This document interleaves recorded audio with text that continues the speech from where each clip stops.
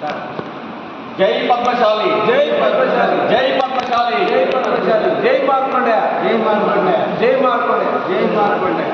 మిత్రులారా, ఈరోజు పద్మశాలి రాజ్యాధికార పార్టీ జాతీయ అధ్యక్షుడిగా పోషం అశోక్ నేతని ఈరోజు ఎన్నుకోవడం జరిగింది. వారు ఈ పద్మశాలి రాజ్యాధికార పార్టీని వ్యవస్థాపక అధ్యక్షులుగా వ్యవహరిస్తున్నారు. వారికి ఇదే శుభాభినందనలు.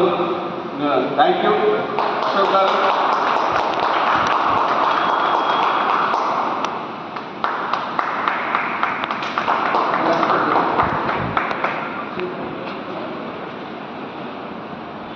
తెలంగాణ, ఆంధ్రప్రదేశ్, యావత్ భారతదేశంలో ఇప్పుడు అస్తిత్వ పోరాటాలు జరుగుతున్నాయి.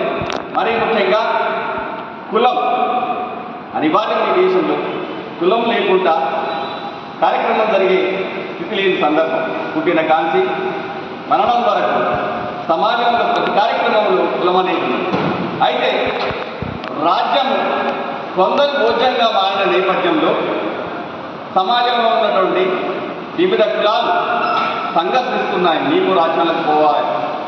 గతంలో రాజ్యాలు లేనటువంటి కులాలు కూడా ఇప్పుడు రాజ్యానికి దూరంగా ఉండటం సందర్భంలో మేము సైతం పద్మశాలీలం, మా జనాభాకు తగ్గట్టుగా లేదా అవసరమైతే ఇంకెక్కువ ఈ రాజ్యంలో భాగస్వామ్యం కావాలన్న సంకల్పంతో మన మిత్రుడు పోషం అశోక్ గారు ఈరోజు పద్మశాలి రాజ్యాధికార పార్టీని ఏర్పాటు చేయడం, జాతీయ అధ్యక్షుడిగా వారు ఉండటం సంతోషకరం.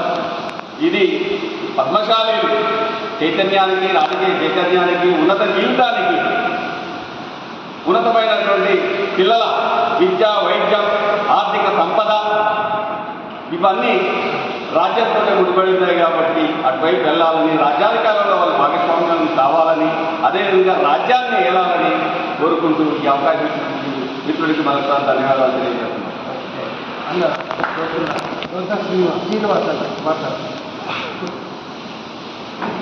కుర్చీ లేదు ఒక్కోళ్ళు మాట్లాడు.